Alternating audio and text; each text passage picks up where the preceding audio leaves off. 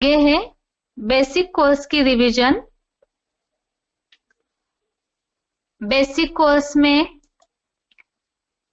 हमने अभी तक भगवान के कर्तव्यों के लिए जो गलतफहमी लोगों के मन में है वो किस तरह से गलत है उसे समझा था कि स्थापना, पालना और विनाश, ये जो तीन भगवान के कर्तव्य शास्त्रों में भी उल्लेखित है, लेकिन मनुष्य इसे स्थूल रीति से, भौतिक रीति से समझ लिए। जैसे मनुष्यों का जन्म, मनुष्यों का रोज का जीवनचर्या की पालना और मृत्यु, इस तरह से स्थूल दृष्टि से भगवान के कर्तव्यों को समझा। लेकिन इस गलतफहमी को हमने प्रूफ के साथ समझा कि वास्तव में भगवान के कर्तव्य किसी के लिए भी पक्षपात करने वाले नहीं है, ना ही इस हद की दुनिया में बनने जैसे कोई कर्तव्य है। भगवान कल्याणकारी है तो विश्व कल्याणकारी परम पिता के कर्तव्य भी विश्व कल्याणकारी ही है। और ये कर्तव्य सृष्टि चक्र के चित्र में जिस तरह हमने समझे थे उसी से जुड़े हुए हैं। पहला स्थापना का कर्तव्य, अर्थात ही नई सुखदायी दुनिया, स्वर्ग या सतयुग की स्थापना। और दुनिया नई बनाने के लिए ही पुरानी दुनिया का विनाश, अर्थात ही दुखदायी नरक या कलयुगी दुनिया का विनाश। अब इसमें ये गलतफहमी न हो, विनाश अर्थात जैसे शास्त्र वाले सोचते हैं प्रलय होना, पूरी तरह सब कुछ खत्म होना, ऐसी बात नहीं। यहाँ परिवर्तन होता है, पुरानी दुनिया विनाश होकर दुखदायी दुनिया खत्म होकर सुखदायी दुनिया की स्थापना, और जो नई दुनिया बनती है उसकी पालना। ये कर्तव्य केवल रूपांतरण या परिवर्तन के कर्तव्य अर्थात इस तरह से नूंदा हुआ है, जिसे ही दूसरे शब्दों में सत्य सनातन धर्म की स्थापना, अनेक धर्मों का अधर्म का विनाश, और इसी कर्तव्य के लिए भगवान स्वयं पुरुषोत्तम संगम युग में इस सृष्टि पर दिव्य जन्म लेकर अपना कर्तव्य कर रहे। और इसी के लिए ही भगवत गीता में 9वें अध्याय का 10वां श्लोक, अध्याय 9 का श्लोक नंबर 10 में उल्लेख आया, जगत विपरिवर्तते, अर्थात ये जगत जो पतन हुआ है कलयुगी दुनिया में, उसे उत्थान की ओर ऊपर उल्टी दिशा में ले जाने का कर्तव्य परमपिता करते हैं, जिसी का उल्लेख अध्याय 4 का श्लोक नंबर 7 और 8, अध्याय 4 का श्लोक नंबर 7, श्लोक नंबर 8 में आया है।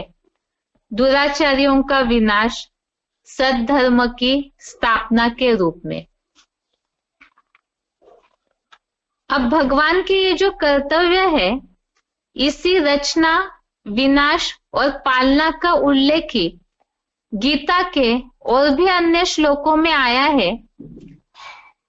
वो श्लोक अध्याय 9 का श्लोक नंबर 18, अध्याय 9 का श्लोक नंबर 18 में शब्द आए हैं प्रभवः प्रलयः स्थानम।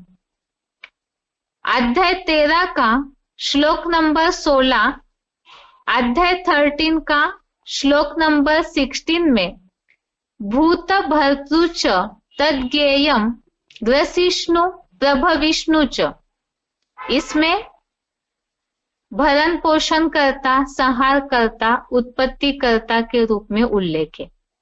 अध्याय 10 का 32वां श्लोक, अध्याय 10 का श्लोक नंबर 32 में आदि ही अंतश्च मध्यम, इस तरह से उल्लेख है। और अध्याय 10 का 20वां श्लोक, अध्याय 10 का श्लोक नंबर 20 में अहम आदिश्च मध्यम च भूतानाम अंत एव च, इस तरह से आदि, मध्य और अंत के रूप में भी शब्दांकन हुआ है। आगे श्लोक नंबर 9 का अध्याय नंबर 9 श्लोक नंबर 7 में कल्पक्षय और कल्पादो अर्थात यहाँ कल्प का आदि काल से और जो उल्लेख आया हुआ है कल्पक्षय अर्थात कल्प का अंत और कल्प की शुरुआत करने वाले भगवान ही निमित्त है। इसी तरह 7वें अध्याय का 6वां श्लोक अध्याय 7 का श्लोक नंबर 6 में प्रभवः प्रलयः इस तरह से उल्लेख है। तो ये प्रलय इसका उल्लेख जो शास्त्रों में ये समझ लिया कि प्रलय अर्थात पूरी तरह से सृष्टि लीन होना, लेकिन इससे तो हमने सृष्टि चक्र में भी समझा है पूरी तरह ये सृष्टि लीन हो, नष्ट हो, कुछ भी न बचे, ऐसे होता नहीं है, दुखदायी दुनिया का विनाश के रूप में है। और दूसरा 10वें अध्याय का 34वां श्लोक अध्याय 10 का श्लोक नंबर 34 इसमें मृत्यु सर्वहरश्च अहम उद्भवश्च भविष्यताम। तो इसमें भी मृत्यु सर्वहरश्च का उल्लेख जो आया है इसे भी गलतफहमी के रूप में लिया कि सबकी मृत्यु भगवान कराते हैं।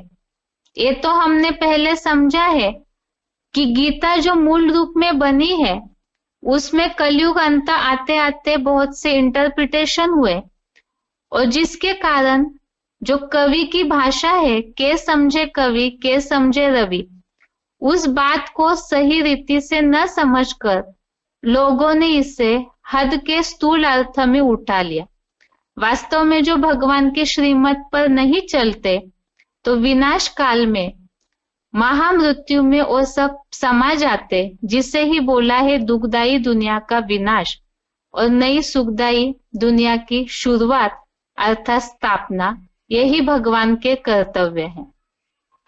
अब स्थापना का कर्तव्य करने के लिए अर्थात विश्व नवनिर्माण का कार्य भगवान करते कैसे हैं? क्योंकि ये तो हमने समझा भगवान स्थूल शरीरों को जन्म नहीं देते, फिर वे परम पिता कैसे बने, सबके पिता कैसे कहे जाते हैं? इसी के लिए बताया कि भगवान ईश्वरीय ज्ञान और सहज राज्यों की शिक्षा देकर कलयुग अंत में जो मनुष्य तमोप्रधान बने हैं उन्हें सतोप्रधान देवता बनाते हैं।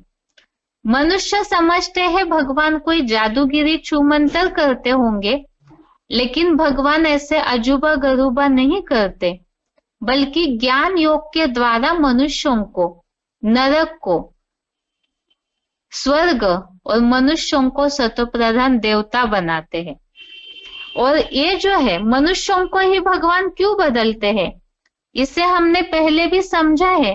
मनुष्यों के सुधरने और बिगड़ने के आधार पर ही ये सृष्टि बिगड़ती और बनती है। इसीलिए मनुष्यों को ही पहले बदला जाता है और मनुष्यों को बदलने के लिए जो ज्ञान की शिक्षा दी जाती है वही वास्तव में ईश्वरीय ज्ञान द्वारा मनुष्यों को, आत्मा को जो जन्म मिलता है, नया परिवर्तन होता है, वो अलौकिक जन्म है। जैसे स्थूल माता पिता से इस लोक में स्थूल शरीर का जन्म मिलता और लौकिक जन्म हुआ, और भगवान के द्वारा अलौकिक अर्थात जो लौकिक नहीं है वो अलौकिक जन्म मिलता है। अब जब शरीरों को जन्म देने की बात नहीं, तो ये अलौकिक जन्म क्या है? ये जन्म है वास्तविक पहचान का जन्म। कलयुग अंत में सभी अपने को देह समझते हैं, देह की दुनिया में उलझे रहते, और भगवान ज्ञान योग के द्वारा ये पहचान देते हैं। हमें ये पहचान मिलती है कि मैं आत्मा हूं, परम पिता की संतान हूं, शरीर नहीं हूं। और मनुष्य, अब इसे जन्म क्यों कहा है? इसे जन्म इस हिसाब से कहा है, जो मनुष्य कलयुग अंत में स्वयं को पूरा भूल जाते हैं, उनको भगवान के द्वारा पहचान रूपी जन्म मिलता है। जैसे उदाहरण के लिए, कोई कोमा में है, लंबे समय के बीमार है, कोई हादसे के कारण अपनी स्मरण शक्ति पूरी खो देते हैं, तो उनका जीना न जीना बराबर होता है, उनका अस्तित्व ही नहीं रहता है, न माना जाता है। इसी तरह से मनुष्य देहभान की दुनिया में जकड़े हुए अपने मूल अस्तित्व को भूल चुके हैं, तो उन्हें उसकी भगवान पहचान कराते हैं, और वो जो पहचान रूपी जन्म मिलता है वही वास्तव में अलौकिक जन्म है। इसे ही कहा गया है, जो गीता में उल्लेख है, 10वें अध्याय का 11वां श्लोक। अध्याय 10 का श्लोक नंबर 11 में इसका उल्लेख है, भगवान ज्ञान देकर हम आत्माओं को अज्ञान नींद से जगाते हैं। गीता में तमह अर्थात अज्ञान अंधकार के रूप में उल्लेख आया है, और बृहदारण्यक उपनिषद में यही अज्ञानता से ज्ञान ज्योति मनुष्यों को मिलती है, उसका उल्लेख है तमसो मां ज्योतिर्गमय। मुसलमानों में भगवान के द्वारा जो मनुष्यों को ज्ञान का अलौकिक जन्म मिलता है, उसका उल्लेख है कयामत के समय खुदा आकर कब्र दाखिल को जगाते हैं। वास्तव में ये समझते हैं कि कब्र में जिन मुर्दों को जिनकी मृत्यु हो चुकी है उन्हें दफनाया जाता है, कब्र अर्थात मिट्टी में दफनाते हैं, तो सोचते हैं कि भगवान आकर के इन सब मृत्यु जिनकी हुई है ऐसे मुर्दों को जगाएंगे। वास्तव में भगवान प्रकृति के नियम को नहीं तोड़ते हैं। यहाँ कलयुग अंत में आते आते सारे ही देह जो मिट्टी का पुतला है 5 तत्वों का, उसी में सबकी बुद्धि दब जाती है, उलझ जाती है, और भगवान आकर के ऐसी कब्र दाखिल देह भान की मिट्टी में दबी हुई आत्माओं को जगाते हैं, अर्थात आत्मिक जागरूकता दिलाते हैं, मूल पहचान कराते हैं। ऐसे अज्ञान की नींद से जगने की बात है, लेकिन देहभान के कारण मनुष्यों ने उसे स्थूल अर्थ में समझ लिया, जबकि भगवान प्रकृति के कोई नियम को, मुर्दों को, मरे हुओं को जिंदा करने जैसे नियमों को भगवान नहीं तोड़ते, बल्कि दुखों से सुख की ओर जाने का जो रास्ता दिखाते हैं उसकी बात है। अब यहाँ आत्मा को पहचान रूपी जन्म मिलता है। इसे ऐसे समझते हैं कि आत्मा को जन्म मिलना मतलब यहाँ स्थूल में कोई आत्मा को रचने की बात नहीं है, क्योंकि आत्मा के पाठ में हमने समझा आत्मा तो अविनाशी है, उसके रचने का या कोई क्रिएट करने का, कोई बनाने का प्रश्न ही नहीं आता। यह बात है ज्ञान द्वारा आत्मा जो अपनी पहचान भूल गई है, अपना अस्तित्व खो चुकी है इस शरीर में देह भान में आकर, तो उसे भगवान जो पहचान रूपी जन्म देते हैं, इमर्ज कराते हैं, वो अलौकिक जन्म देने के कारण ही भगवान को सब आत्माओं के पिता, परम पिता शिव कहा जाता है।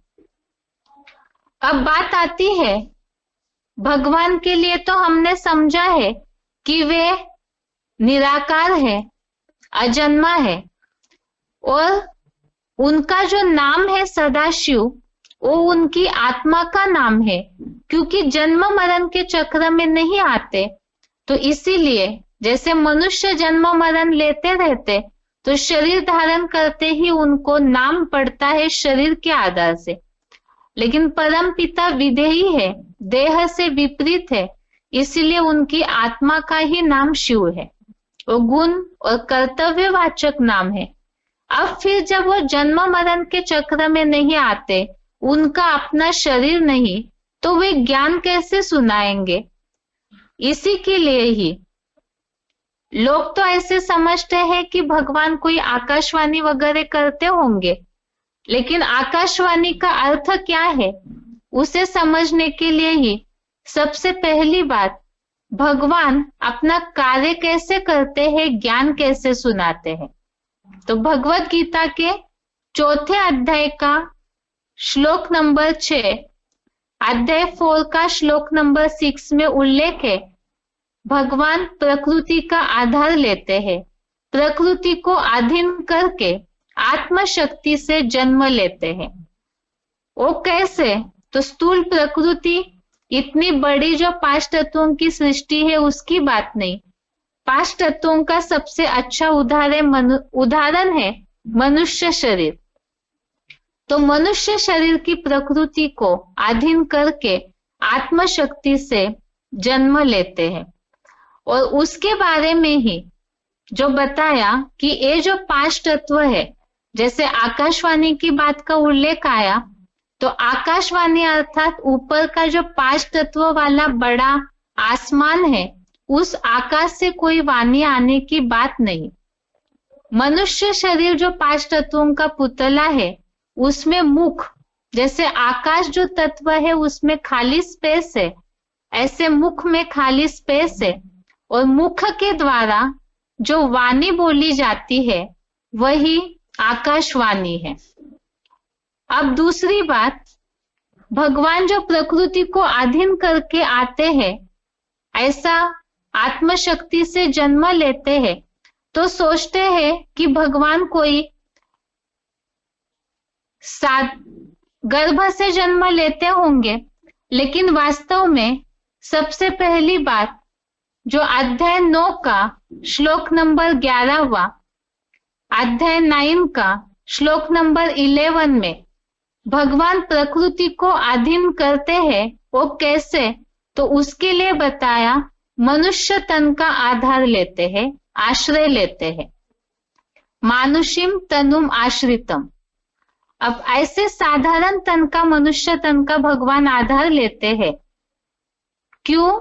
क्योंकि अगर भगवान असाधारण रूप में आएंगे तो सभी उन्हें देखते ही पहचान लेंगे, लेकिन भगवान साधारण तन का आधार लेते हैं, इसीलिए उन्हें कोई सहज पहचान नहीं पाते, जो गीता में इसी श्लोक में उल्लेख आया है, औजानंती मां मूढ़ा। अब भगवान साधारण तन का, मनुष्य तन का आधार लेते हैं, इसके लिए कई ऐसे समझ लेंगे कि गर्भ से जन्म लेते होंगे जैसे और मनुष्यों का जन्म होता है, लेकिन ऐसी बात नहीं है।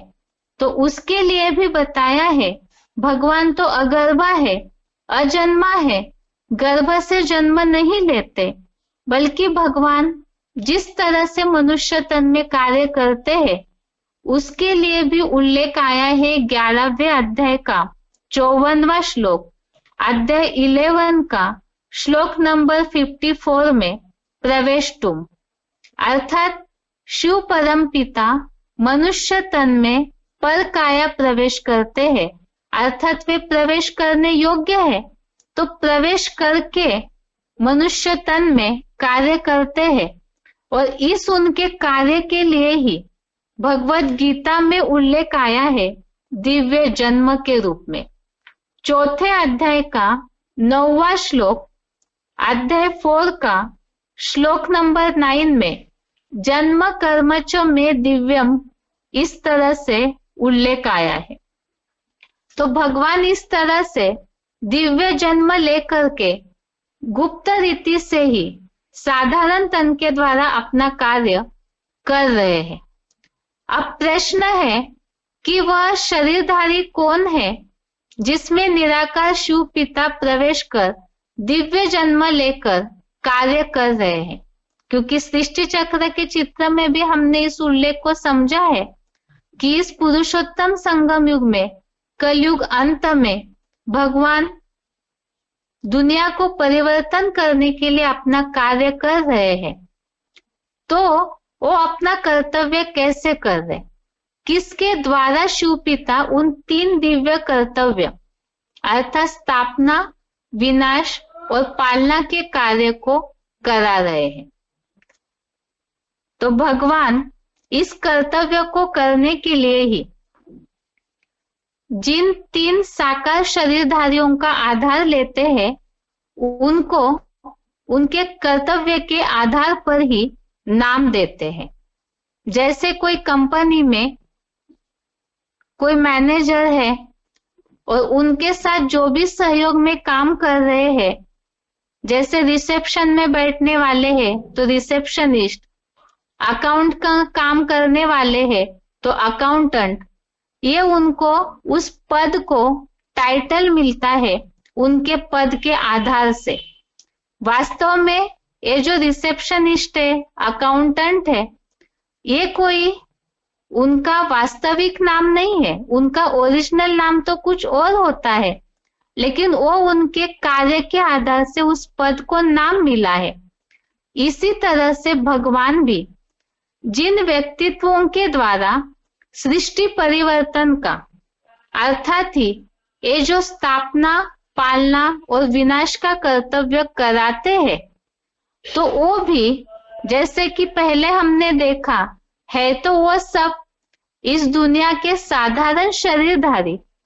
भगवान उनके द्वारा कार्य कराते हैं तो उन कार्यों के आधार से उनको नाम दिया जाता है क्रमशः ब्रह्मा, विष्णु और शंकर।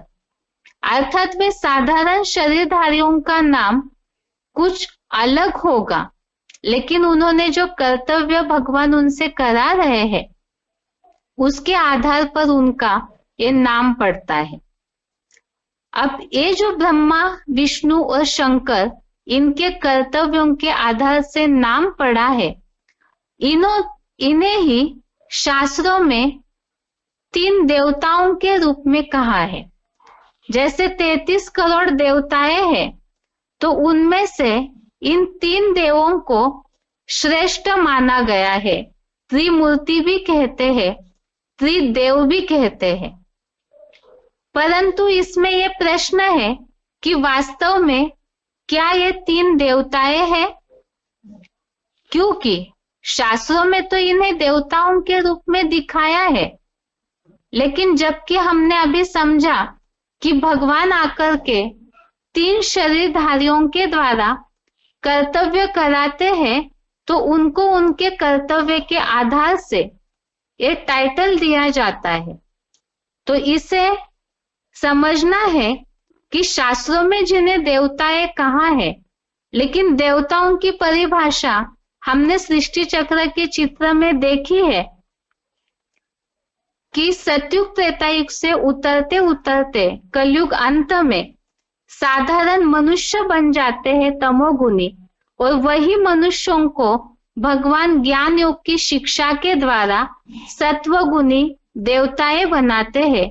तो देवताएं कोई अलग ग्रह के वासी नहीं है, बल्कि मनुष्य ही अपने गुणों से उठकर देवता बनते हैं।